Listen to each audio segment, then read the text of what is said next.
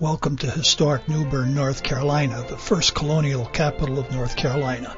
Established in 1710 by German and Swiss colonists, the town was named after Bern, Switzerland. It is a city of first in North Carolina, the first Catholic church, the first printing press, the first incorporated school, and the birthplace of Pepsi-Cola.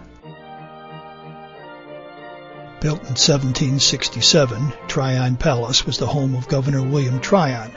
A ball was held here to honor President George Washington. This building is open to public tours.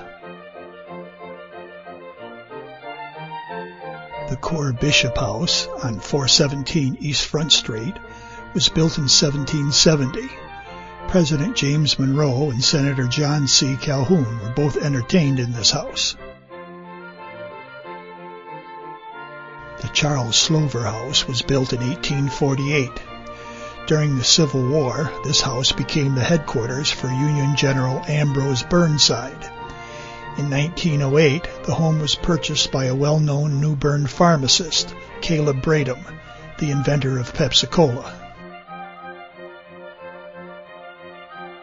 The Brinson Fulshire House on 213 Johnson Street was built 20 years before the American Revolution in 1757.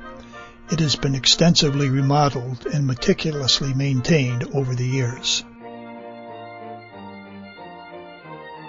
The Hughes Building on 254 Middle Street is in the heart of the downtown historic district. This building occupies the site where Caleb Bradham invented Pepsi-Cola, originally known as Brad's Drink. St. Paul's Catholic Church on 504 Middle Street is the oldest Catholic church in North Carolina. It was built in 1841 and is still in use today. The Jerkins Richardson House on 520 Craven Street was built in 1848. This house is an excellent example of Federal-style architecture. Captain Jerkins bought this house to use as a rental property. City Hall on the corner of Pollock and Craven Streets was built in 1895 and originally was a post office and customs house. The famous clock tower was added in 1911. The Benjamin Ellis House on 215 Pollock Street was built in 1852 by Benjamin Ellis, a merchant in the turpentine industry. In the early 1900s, the house was cut in half and made into a duplex. Today, the Benjamin Ellis House is better known as Harmony House, a lovely and popular bed and breakfast inn. The John Wright Stanley House on 307 George Street is just around the corner from Tryon Palace. It was built in 1779 for John Wright Stanley, a successful merchant. George Washington spent 2 nights as a guest in this home.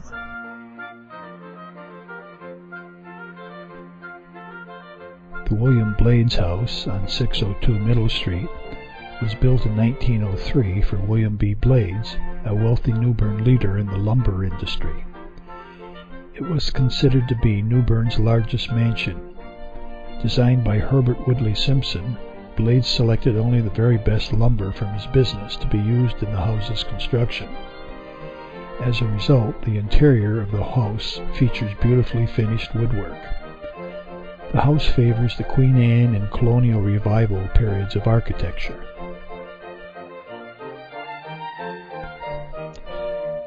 The Larry I. Moore home on 511 East Front Street was built in 1908 for Larry I. Moore, a prominent local attorney. The house was designed by the famous New Bern architect Herbert Woodley Simpson. Moore later became a judge and a state senator. The house features a spectacular colonial revival-style staircase. It was a featured home on the 2003 Holiday Homes Tour.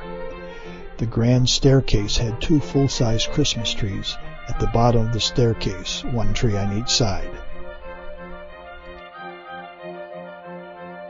New Bern Academy on 508 New Street was built between 1806 and 1810.